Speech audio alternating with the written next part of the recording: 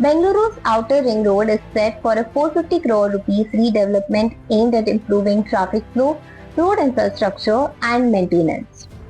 Bengaluru Development Minister Krishna Bairegowda said the white topping work is expected to begin in October and be completed by January.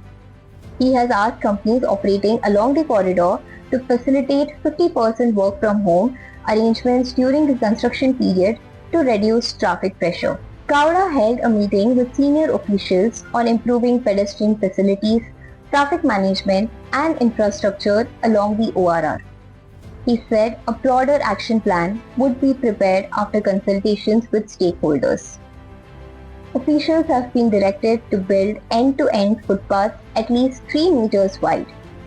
On slip roads, the width can be up to 1.8 meters. The minister also ordered officials to clear roadside encroachments and identify and remove transformers installed by private companies in public spaces.